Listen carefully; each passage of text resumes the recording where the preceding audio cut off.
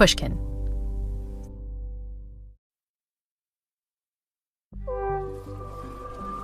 Do you ever feel like you don't have the time for all the things that you need to do in your daily life, let alone the space to do the fun stuff that might bring you joy? Many of us have a whole host of responsibilities, dealing with errands, caring for children, helping out elderly parents, but most of us are also holding down a job on top of that. You might easily spend 40, 50, maybe even 60 hours a week at work. And then there's all the stuff that creeps in after hours, like emails from customers, clients, or your boss. Unfortunately, feeling completely overwhelmed by a packed schedule is not great for your well-being. It can even feel like drowning. But what if I said I could give you back nearly a whole day every week, and with no impact on your ability to pay your bills? Sounds amazing, right? Well, that's the big idea from the author of one of my favorite new books. I'm Juliet Schor, and I'm the author of 4 Days a Week, a book on companies that are giving their employees 4 8-hour days with no reduction in pay. Juliet is an economist and sociologist at Boston College. Her new book explains all the reasons we should cut down our standard work week. She also addresses lots of the old arguments that have always been made to keep Americans from having more free time. Remember, of course, that 100 years ago, there was no such thing as a weekend. 6-day work weeks were the norm. Activists back then pushed for less time on the job, but employers wouldn't have it. A 5-day work week would destroy the economy, employers argued. Less time at work would increase the price of goods in stores. It'd make workers decadent and lazy. It would disadvantage people who wanted to get ahead in their careers, and would hurt workers who were happy to work long hours. But labor unions countered that companies could find clever ways to maintain productivity, and that workers with more free time would spend more money and actually boost the economy. Eventually, a few companies decided to try out this radical idea, and they kind of liked it. Now, decades later, the 5-day work week ain't so radical. In 4 days a week, Julia argues that it's now time that we reduce work hours again. Lots of people disagree, and for exactly the same reasons that folks used over 100 years ago. But could those reasons now be just as wrong as they were before? I begin my chat with Juliet by asking her how she stumbled on this area of study in the first place. Well, without dating myself too much, I did start studying this when I was an assistant professor back in the 1980s. And then I went to the data and was very shocked to find that rather than working hours declining, as they had been for 75, 85 years, beginning somewhere in the 60s, that sort of stalled out. Then through the 70s, 80s, working hours were rising in America. And so I wrote a book called The Overworked American, The Unexpected Decline of Leisure. At that time, I tried to get some companies to reduce their working hours without reductions in pay and, do some studies of actual interventions. And in the end, none of those conversations that I was having worked out. And when the pandemic hit, I was getting more and more invitations, typically from Europe, to talk about reducing work time. And after one of those talks, a man approached me and said he was organizing a trial of private sector employers in Ireland, and they were going to go to a 32-hour work week, no reduction in pay, and they were going to be helped to figure out how to keep their productivity up, even in 4 days. And would I do the research? And that is what led to studying hundreds of companies. I think more than 400 have gone through these pilot programs or trials. Over 11,000 employees have been part of this research. So it's been very exciting. And so I want to go back to how you were thinking about work back in the day, because I don't know, it seems striking to me that it was 40 years ago that you wrote this book called The Overworked American in 1992. It seems like people weren't talking about that as much back then. Is that right?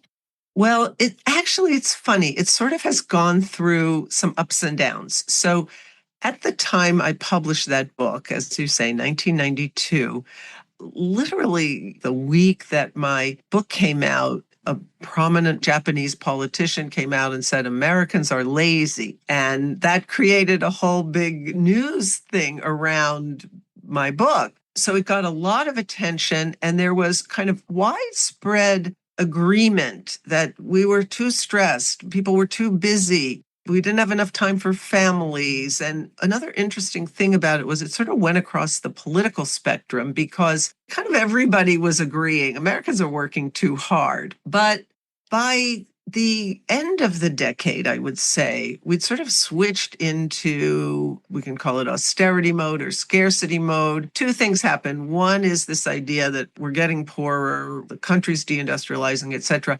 We need to work harder. So that became more prominent. And then among the constituency who would have typically been more attuned to shorter work hours, and here I'm thinking about unions or sort of left liberal economist types and so forth, they were just increasingly concerned about inequality, which of course is understandable, but it kind of pushed work time off the table. So then there was a long period where there was just no traction for the issue.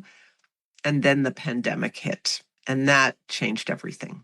It also seems like in the intervening years between 1992 and the pandemic, things that you saw as bad in the early 90s were only getting worse. What are some of the symptoms of our overwork getting worse, especially in the US in the last few decades? Well, I think we've got two things. One is hours of work were creeping up.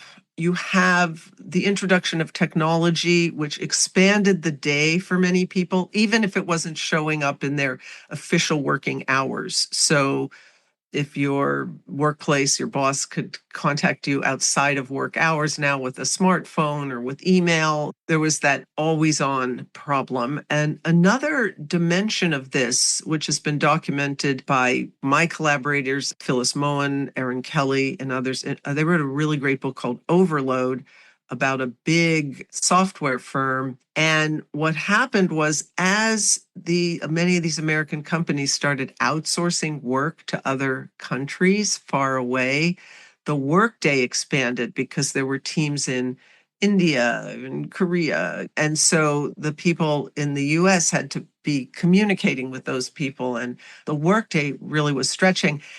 And then the other thing that happened is on the home front, a phenomenon that sociologists have called intensive parenting, the continual escalation of what is expected from parents and the amount of time that they have to parent and the pressures on parents and the growing competitiveness in the college admission and the labor market and so forth that creates a lot of anxiety for parents, and the scheduling of children and all of that. So you have those two forces, and of course they combine into ever greater time squeeze. That's the term I have historically used. It's a really high pressure situation for many American families. So that raises a question of why Americans are so overworked. And I think that culturally, we have this one explanation, which is like, well, it's always been that way, right? The United States is a culture of the Protestant work ethic. We're always working so hard. Talk to me about why historically there's reason to question that view. Yeah, I mean, that is the most common view. And one of the reasons I really think it's important to argue against it is that view thinks there's no way we can reduce working hours. But if you look historically, what you see is that the US was the world leader in work time reduction until, sometime after the Second World War. So we were the first to get a 5-day week. We had lower working hours than many countries. And part of it's that we were wealthier. We had a successful rapid industrialization, and we had labor unions that pushed for shorter hours and so forth. And then we start to diverge pretty much around the 70s and 80s is when you see big divergence with Europe. They were on a path of work time reduction. That work time reduction path started in about 1870. Before that, by the way, and this isn't interesting if we talk about AI or some other things, the first industrial revolution led to big increases in people's hours of work through the 19th century up until that last quarter. And then you start to go in the other direction. That's the peak of work in all of human history. That's the peak of work hours. So the idea that this is deep in our culture from, the Protestant settlers and all of that, it just doesn't make sense. It's a pretty recent phenomenon of the US becoming, a long hours country. And just to put that in perspective, I mean, that seems like we had decades and decades where the move was reducing work hours. We were going down and down and down, and then something shifted, like in the post-war, maybe 1970s, where we started to go up again. So this idea that it all has always been that way is just because we've forgotten our history of a few decades ago. Yeah. I mean, it's part of the myth that capitalism reduced us from toil, because that myth forgets that long period from, starting in the 18th century through to the later part of the 19th, in which the development of a capitalist economy and industrial economy led to big increases in hours of work. So there's myopia there, right? There's that kind of looking at the wrong point in history and drawing the wrong conclusion from it, whether we're talking about failing to look at 1770. I think we also have some mistaken notions that are coming up more recently. You talked in the book about this idea of the ideal worker norm. What's that, and how has it made our normal work hours today even worse? It's the idea that the ideal worker is the one who puts the job first always, and family or a person's own passions and activities and so forth comes second. So in practice, that ideal worker norm is one in which the person is available 24/7 and in which they don't have family or other outside obligations that prevent them from giving all to the firm. And it's been identified by people who are looking at gender issues in the workplace. And if the ideal worker is the person who has someone at home taking care of the family, there's gender inequality there because women are disproportionately the ones doing that. And so it privileges the men who have a support system. And once you get into a dual earner family situation or a single parent family where there is no person back there supporting the worker, it's really key to understanding those high levels of stress, burnout, family and work life conflict. I had a little anecdote. There was an excerpt of my book published in the Wall Street Journal, and I got a kind of, eventually he did agree that his email was hostile, from a guy who talked about how he'd worked, I don't remember, it was 60 or 70 hours a week. And, that this 4-day week idea was terrible. And he'd put all this time in and everybody else should be doing that today and so forth. And then he talked about his wonderful sweetheart of 55 years. Who was doing all the emotional labor in the background, right? And not just.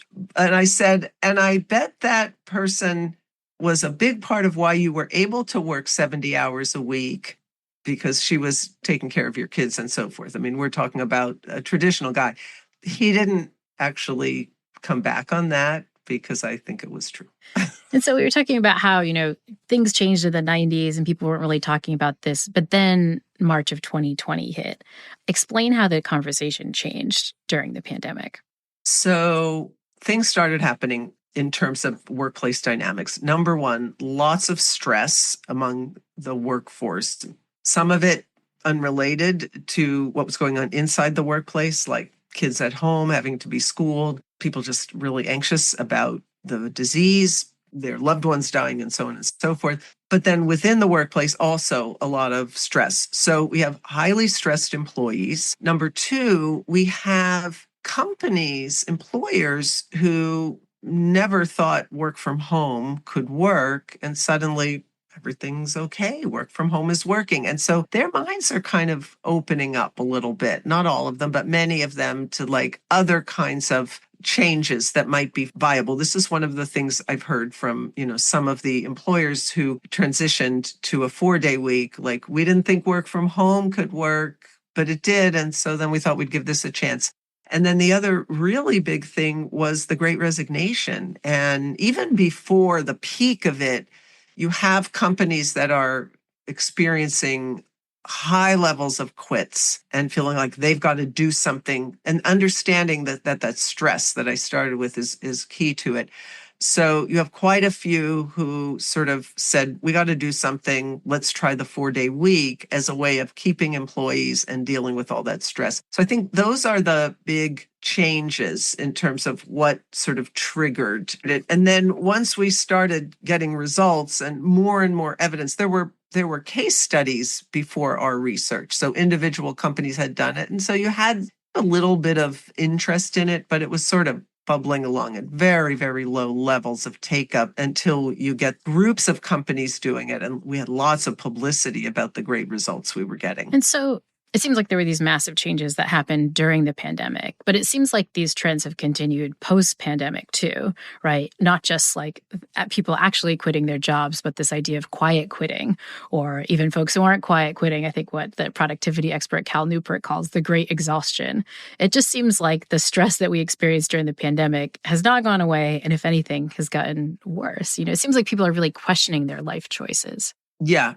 Well, it's come down from the absolute peak, but it's still really high. So you're right that it's gotten worse, I think, compared to pre-pandemic. So there are still high levels of quits and unfilled positions. The stress levels are very high. That exhaustion is very high. Yes, we haven't returned to the baseline was tough anyway. There was already a lot of exhaustion, stress, burnout, but we haven't gotten back to that. And you can look at, that's global. Gallup does ongoing studies of things like stress and various types of employee engagement, the quiet quitting, the loud quitting. Are people thriving? Are they struggling? Are they, and it's just really high levels of distress on all of their metrics. So one of the reasons I love your book so much is that it's pushing for what might seem like a radical solution. What is this radical solution? So the radical solution is a 4-day week.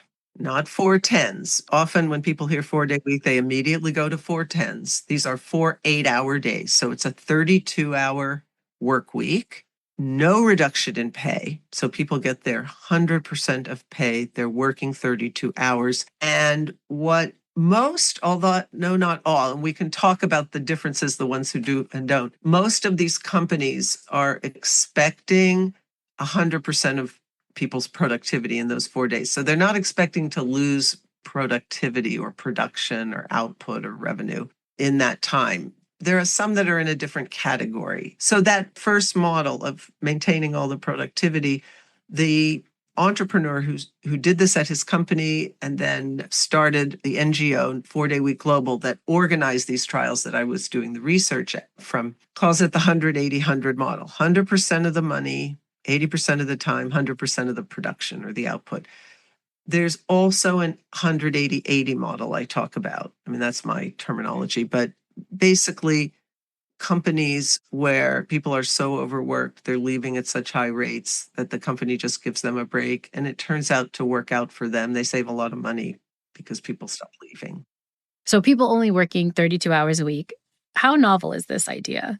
Before you started thinking about it, were there any companies that were already trying it out? I don't think most of them were on that 180-100 model. There were 4-day week companies. I co-founded an NGO back in the 1990s that was called the Center for a New American Dream. And part of the New American Dream was working less. So our folks were all on a 4-day work week from day one. And so there are places that were on 4-day weeks. Increasingly, you had a number of companies that were on those 9-day fortnight schedules. So 1 week 5, the next week 4, back and forth. The 4-day weeks, like at our organization, we didn't explicitly say we had 80% salary, but, we tended to be a little bit on the lower side with salary. And so I think until this movement, the more dominant idea was that there'd be some trade-off of income. Whereas this model is saying, no, you can get everything done in 4 days. And therefore, there shouldn't be a reduction in income because you're just as productive.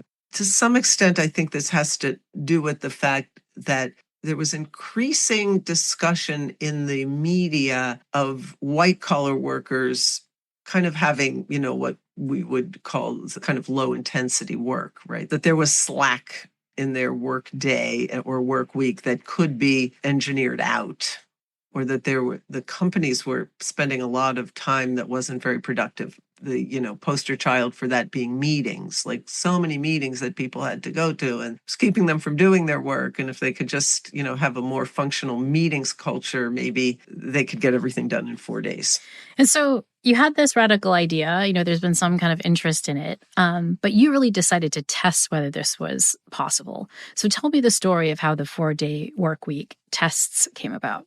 So during the pandemic, I was giving talks on shorter work time, and I was approached by a man named Joe O'Connor, who said he was organizing a trial of private sector companies who were going to do 6 months on this 180-100 model of giving a 32-hour work week with no reduction in pay. But the trial was going to be preceded by 2 months of coaching, onboarding, mentoring to help companies figure out how to get 100% of their output or productivity in those 4 days. Now, one of the interesting things about O'Connor was that he actually worked for a union, the largest public sector union, maybe the largest union in Ireland. It's called Forsa. And they had sort of released some of his time to organize this trial because they wanted to argue for shorter work time for their members, but they felt unless there was private sector proof of concept, they weren't going to get it because it would just look, I mean, he haven't said this, but maybe lazy public sector workers or something. So that's how it came about. He knew my work. He asked if I would lead the research for this. But very quickly, Joe teamed up with this group, 4-Day Week Global, the entrepreneur from New Zealand who co-founded it, Andrew Barnes, and his wife, Charlotte Lockhart. And we began organizing a North American trial and then a large British. And so it was the start of a year in which every 2 months we had another trial, groups of companies, starting with the UK trial being the largest. I think there were 70 companies in all. So they asked me to do the research. We sort of set up as an independent research team, and we developed a protocol with employee surveys before and after, with getting administrative data from the companies, and then where we had capacity doing interviews with people, sometimes before and after, and occasionally just, midpoint after. So we have hundreds and hundreds of interviews also with employees at, various levels of the corporations or the organizations. And what was really the goal to find out with kind of all this data you're collecting? So what happened when you go to a 4-day week? We had a lot of access to employees. So one of the big questions is, what about their stress, their burnout levels, their work-family conflict, their emotions, their satisfaction with their job, and whether they're thinking about leaving? How much is a 4-day week worth to them? But also, what are they saying about their productivity and how they're working? And people were worried there'd be less socializing in the workplace, and that might have a bad impact, or what's happening to people's creativity. And so we collected data on all of these things. Are they just getting a second job?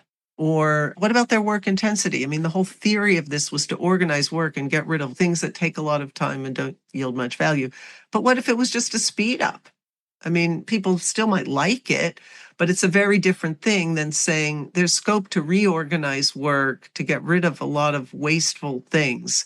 You can have a whole day back each week from that, and no loss of productivity.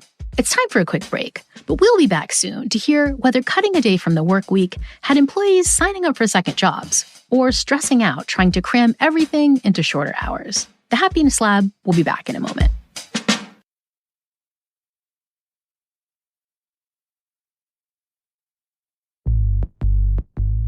Before the break, economist Juliet Schor explained all the fears employers had about giving their workers an extra day off each week. Would cutting 8 hours out cause a bunch of unfortunate blowbacks? Would workers feel more stressed out and less creative? Would they waste the gift of extra time by just going out and getting a second job?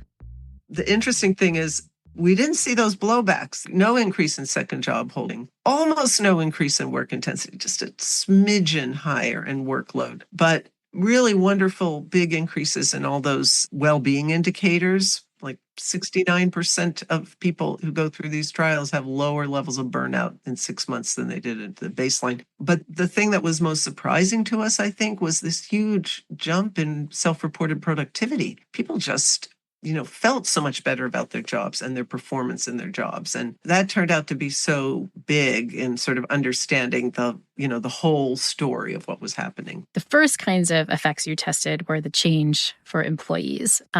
What did you find? So we find significant improvements in well-being across the board. So we measure people. We have these 20 well-being measures that they fill out before the trial starts. Interesting, even in 3 months, you see significant increases. Then we also surveyed at 12 months, and for a while we were surveying at 24 months. So basically, Every well-being indicator increases significantly, some with quite large increases, but we're talking burnout, stress, fatigue, anxiety, physical health, mental health, sleep levels, sleep problems. People exercise more. They score higher on various types of satisfaction with time especially.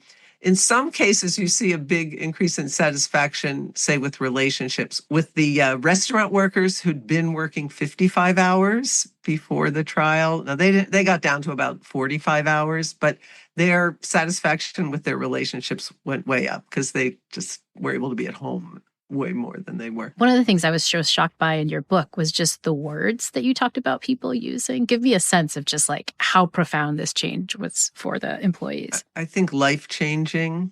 I mean, some people would say game-changing, but life-changing, transformational, best thing ever, very superlative.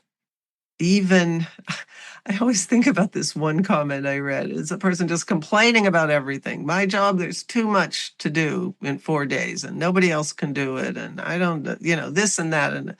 And then at the end, the person says, but of course, this is so much better than a 5-day week. So good. So good. I mean, and the reasons for better were kind of surprising. I mean, some of the changes really were emotional changes, like what people talked about in terms of their stress and burnout. But I was also shocked to see that you also saw a lot of behavioral changes, like just people were using their time differently. Give me a sense of what some of those behavioral changes were. So we did, at the 3-month point, we did what's called a time diary. So we wanted to see how people were spending that off day. The thing that people spent most time on was leisure activities and hobbies.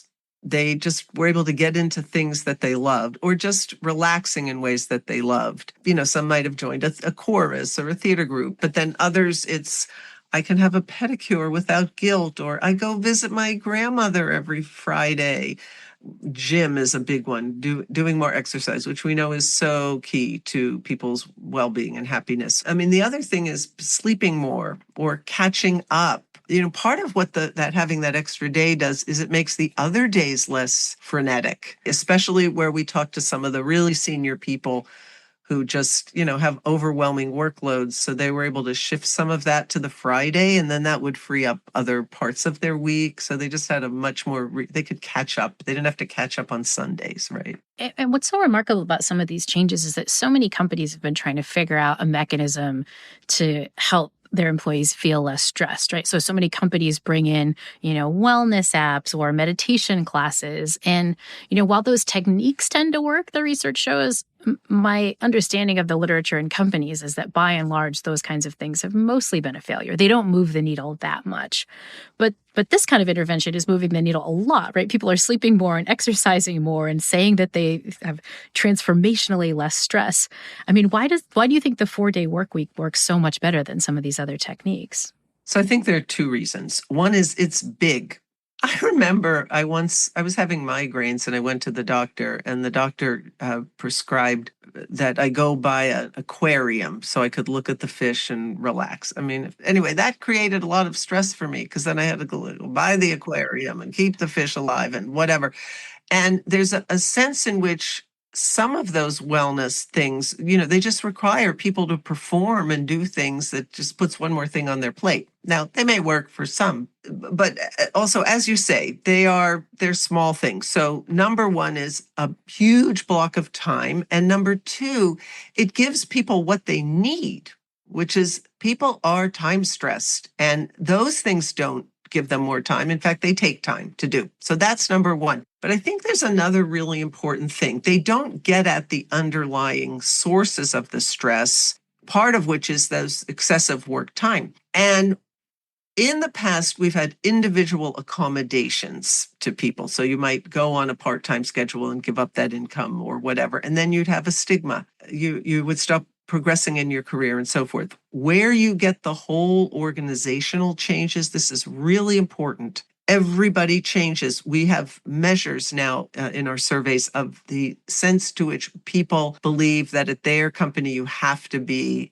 an ideal worker in order to succeed. And that falls with the 4-day week because the whole culture changes. Nobody's being penalized for taking that time off. You think about, we just gave our employees unlimited paid time off, but people can't take it because they're worried about the stigma or because it doesn't transform their workload.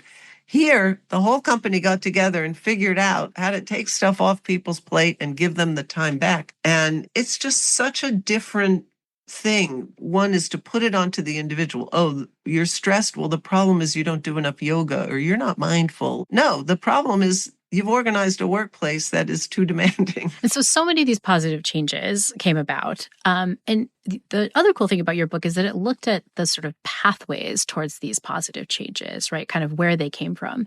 And one pathway is one that we've talked about a lot, right? Outside of work, people are doing different things. They're exercising, they're sleeping more, they're seeing their grandma, they're having more time for their family.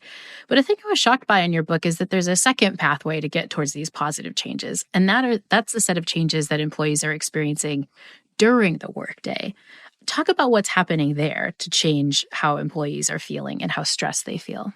Yeah, that pathway, which is the transformation of people's work experience from the 5 to 4, was not necessarily something that we had anticipated. But what happens is that people feel so much more productive at work. They feel on top of their work. Instead of things like coming to the middle of the week, that hump day, they call Wednesday the hump day, and feeling like, oh my God, I can't get through the week. So already feeling stressed, or so-called Sunday scaries, really dreading going back to work. Instead, what people tell us is they feel refreshed and ready to get back in. And when they come back in, they use terminology like my whole self is there. I'm energized to be back. I'm excited about the work.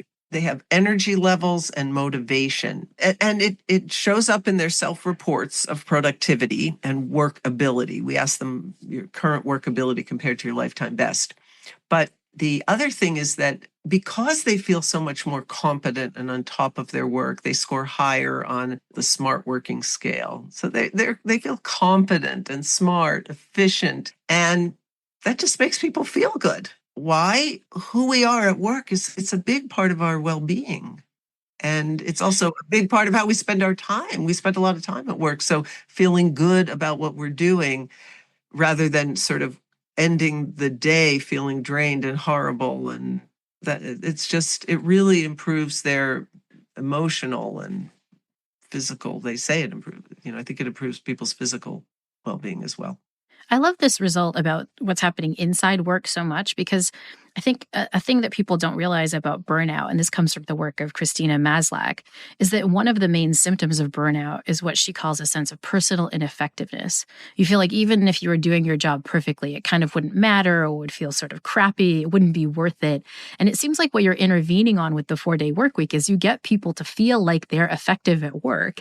And what happens is the opposite of all the emotions that come with burnout. You feel kind of excited to be on your job. You feel agency. You feel intentional. And those things just contribute to people's happiness, I think, in lots of ways that we don't really expect. Yeah, that seems so right to me. And then the other piece of it I would add is they also feel more loyal to their jobs. They value their jobs more. I mean, this gets to why people in 4-day week companies don't quit. They almost never quit. They're just so much more positive about their work. It's not a source that's draining them. It's a source that they're getting energy from. So it seems like people really enjoyed this. They got a lot out of this emotionally, behaviorally. Did you get a sense of how many employees wanted to keep this new policy in place? How many were like, yes, let's keep going with this trial? Yes, it's about 94 or 95% when we ask which you prefer. And then, so we ask which they prefer. And then we ask them if they were going to another job, if it were a 5-day week job, what would their salary requirements be? Because if they prefer this, maybe they would want more money to go to a 5-day. And there's pretty significant salary increases required, all the way up to the 13% who say, no amount of money could induce me to take a 5-day. I'm never giving this up, no matter how much you pay. A lot are in that 25 to 50% increase in salary. That's a lot of increase. So most workers really value a 4-day week and would even need a substantial pay rise to go back to the old system. But are there any benefits for companies to offer shorter weeks? We'll have the surprising answer to that question when the Happiness Lab returns in a moment.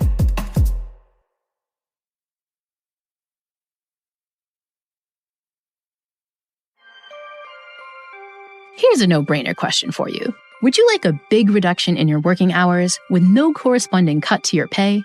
That sounds like a great deal. Unless you're an employer. Paying the same money just for your staff to stay home? That sounds terrible. But economist Juliet Schor has found that bosses also see the benefit of a reduced work week. So the model is called the 100-80-100 model. It was invented or conceptualized by Andrew Barnes, who was the New Zealand entrepreneur who did this at his company.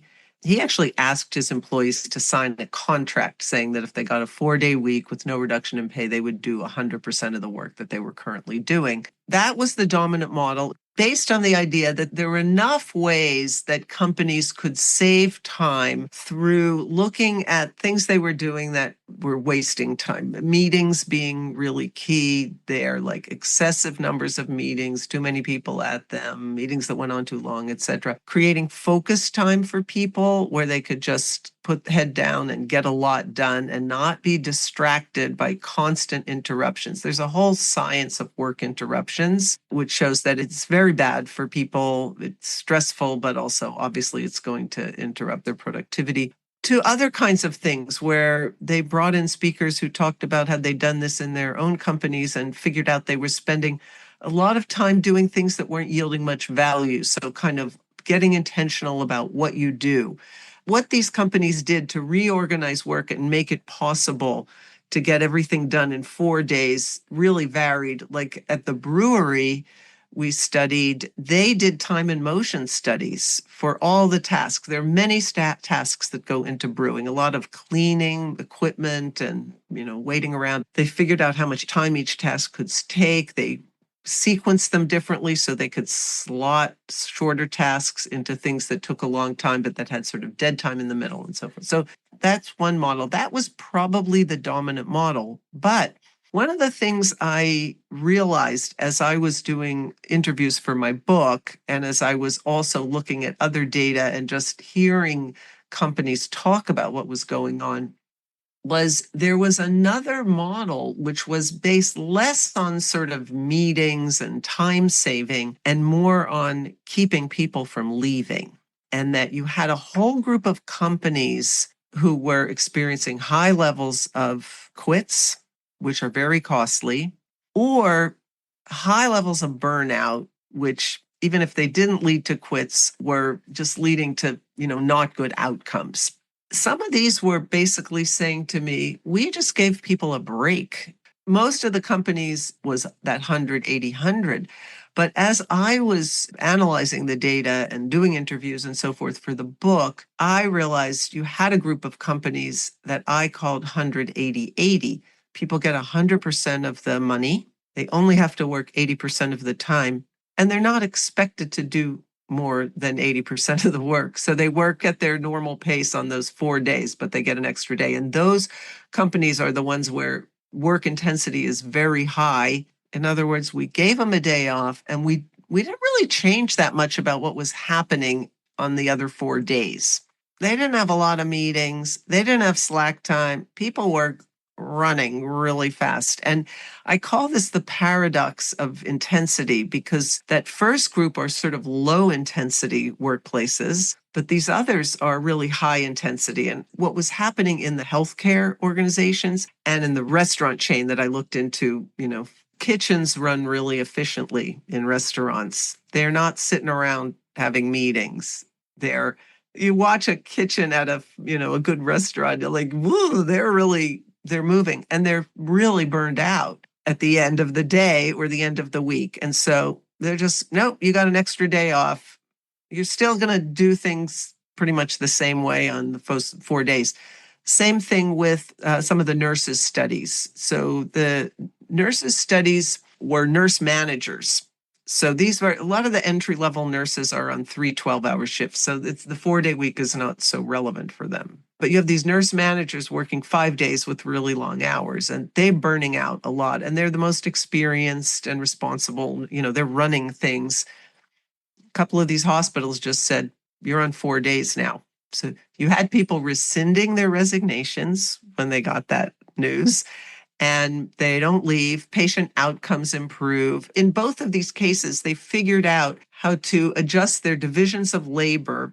In the restaurant, they hired a few people, but the cost, they said, was really minimal compared to the benefits. In the nurses' studies, they tended not to actually hire new people. They just changed responsibilities, and they gave people that third full day off where they could just decompress and rest, and just had really, really strong results. Give me a sense of the kinds of companies that joined this trial. Well, we have all kinds of companies in these studies. So we have some restaurants, brewery, there are healthcare. So there's manufacturing. We have an RV customization manufacturing plant, a company that makes skateboards. But most of them are white collar. So the large number are white collar. The biggest group are professional services. So there are a lot in graphic design or PR, marketing, advertising. We have lawyers, architects, finance. So there are banks, a lot of tech firms. There are a lot of social services. There are also some local governments, and we're seeing more and more local governments. So it seems like it was really broad. This was trying to ask whether the 4-day work week worked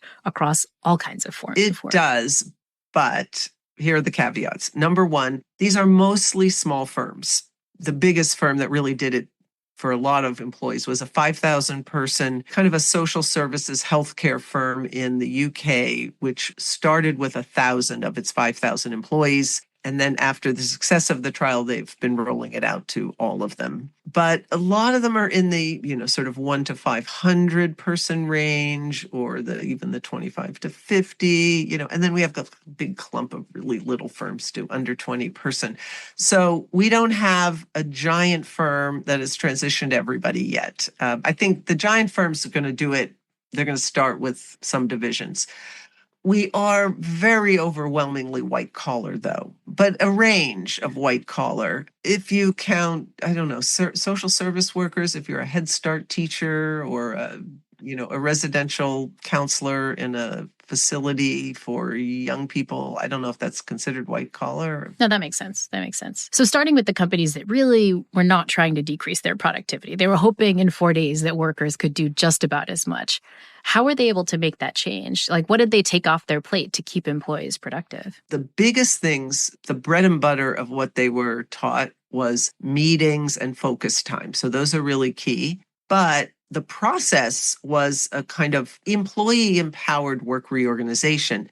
Let's say you have a team, they get together and they might do like a very intensive scrutiny of everything that they do. All the documents they have to fill out. What are the steps? I remember talking to someone who did accounting in a firm, like every step of approval of an invoice, and figure out where the bottlenecks were. I call that in the book process engineering. That comes from manufacturing, where you're looking at all your steps, but you can do that in offices too. But then you have some other kinds of things, like at Kickstarter, which is a tech firm. One of the things I learned is that the senior leadership team realized that it had to make changes in how it gave instructions to its development teams. So it wants a new product, gives them some instructions. The development team goes down a road. It gets to a fork in the road, very common in software development. They don't know what the leadership prefers, so they go off on one, and then the leadership looks at it. No, we really wanted the other. So what the leadership had to do is figure out how to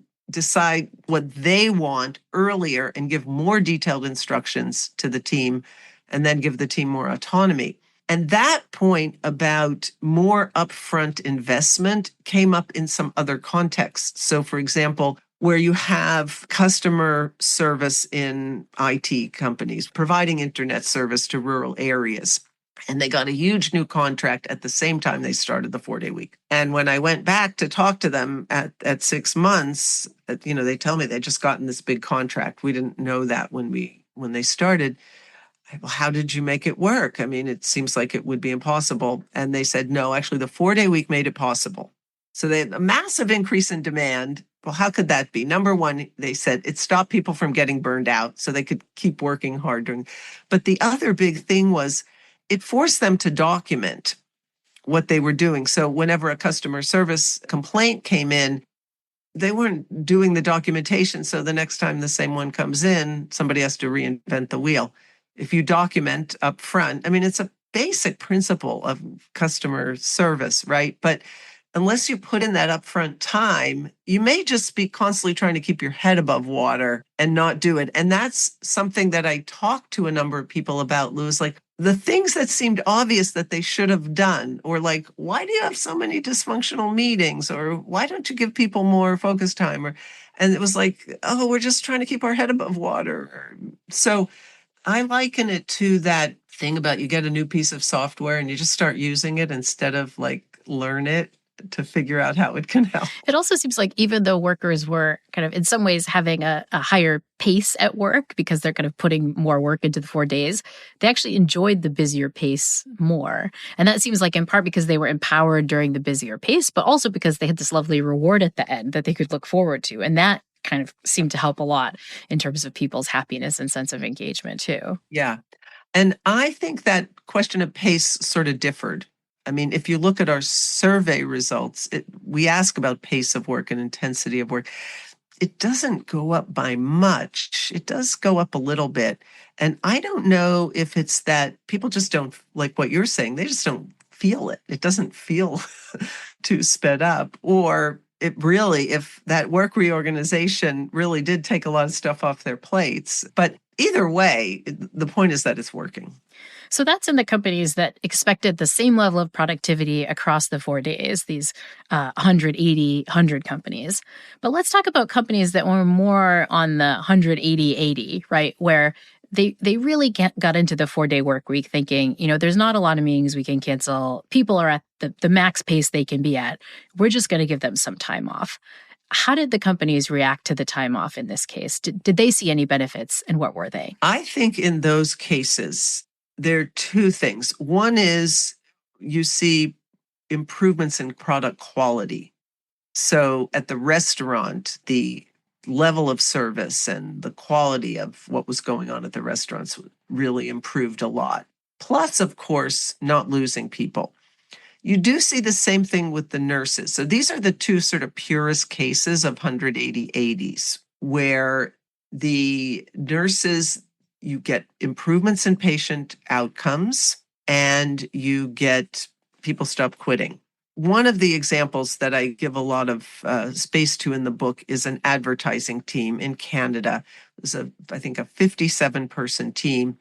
During the pandemic, everybody was so stressed out. They have very high rates of turnover in this industry, maybe about 30% on average is what the leader of the team told me. Before the pandemic, she gave them 3 hours of time a week to just take exercise. And then she was like, oh my God, everybody is so stressed out with the pandemic. What can I do to help them? And the obvious thing was, we just need time. This was at the height of the pandemic, and it was just really hard for people to even get food, and they had to wait on. In Canada, the lines were really long, social distancing in the groceries. And so she gave Friday afternoons off. Someone came and said, you already given us 3 and then the 4. It's a 4-day week. And she's like, okay, everybody has a 4-day week now. But they had high turnover. And after that, nobody left the team. What's fascinating about that story is this is a very enterprising woman.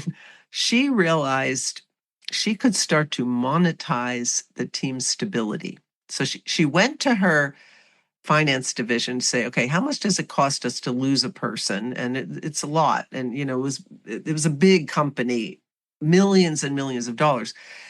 And then she started talking to the clients and saying, I can promise you team stability. Nobody is going to leave over the course of this contract. And if we achieve 1% turnover or something, we get a bonus.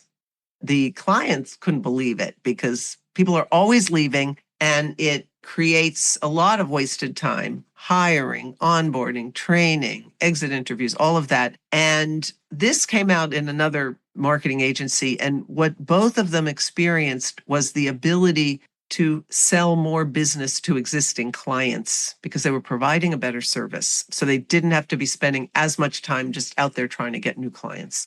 Did you think you were going to see this many companies who wanted to stick with it when you first started the trial? We've been surprised at how positive the results are, I guess would be a way of saying that. I think we were pretty sure we'd get nice employee benefits. But what really surprised me is that if we had better measurements, I could have done the 180, 125, right?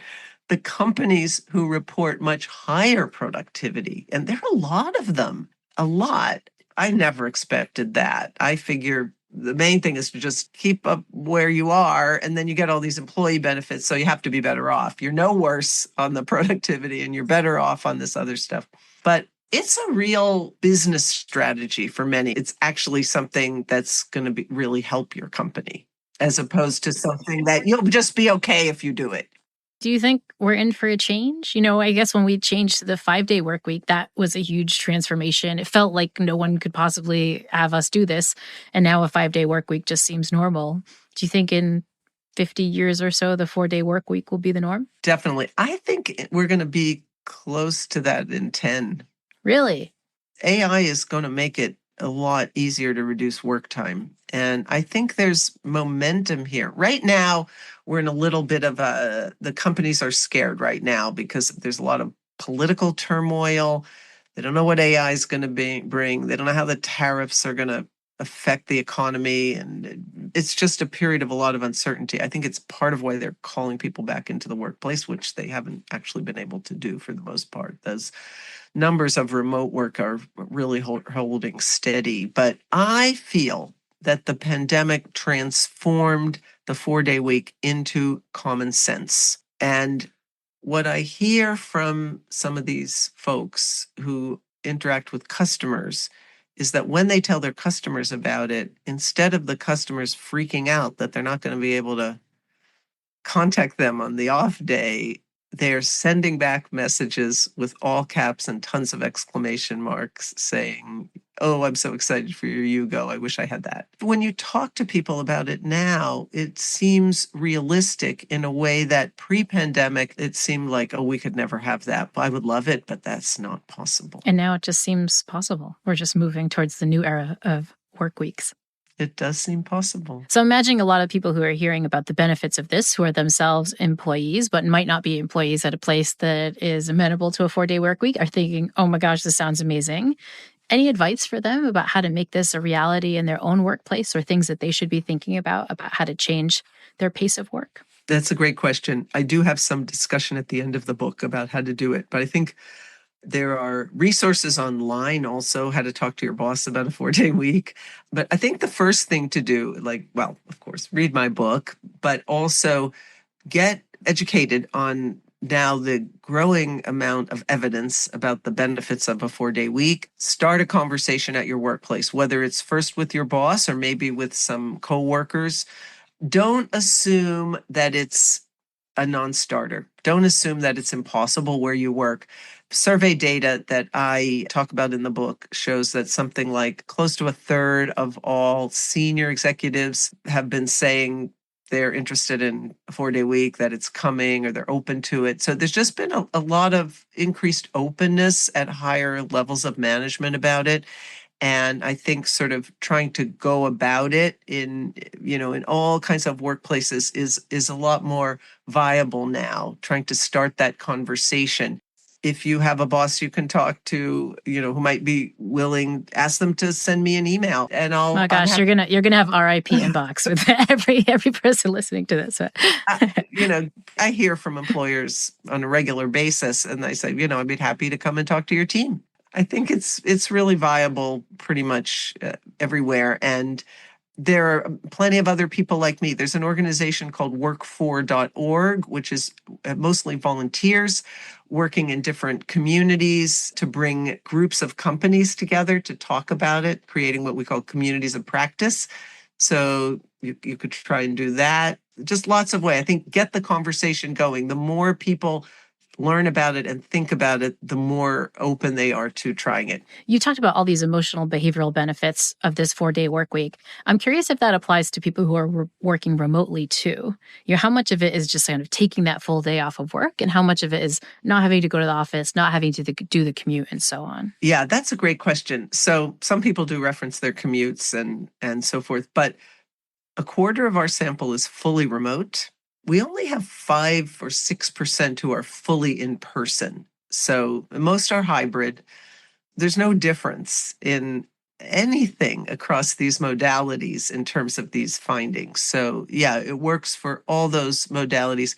Here's another surprising thing. It also works across all the sort of socio-demographic categories that we look at, whether we're talking age, gender, race and ethnicity, parental status, disability status, great improvements for people with disabilities, managers, non-managers, education levels, etc. I mean, very, very similar well-being impacts across all those groups. So it really is, four for all, I think. It really works for everyone. Well, that's a pretty ringing endorsement to end on. The 4-day week works for everyone. If Juliet's research has got you thinking about how transformative an extra day off each week could be for you, then you should check out her new book, 4 Days a Week, the life-changing solution for reducing employee stress, improving well-being, and working smarter. Juliet's book is packed with insights, and it just might be the perfect gift to give your boss. Next time on The Happiness Lab, we'll hear about another of my favorite books of 2025. It's from an expert on decision-making who has some important advice on how to make choices that more closely match our values. All that next time on The Happiness Lab with me, Dr. Laurie Santos.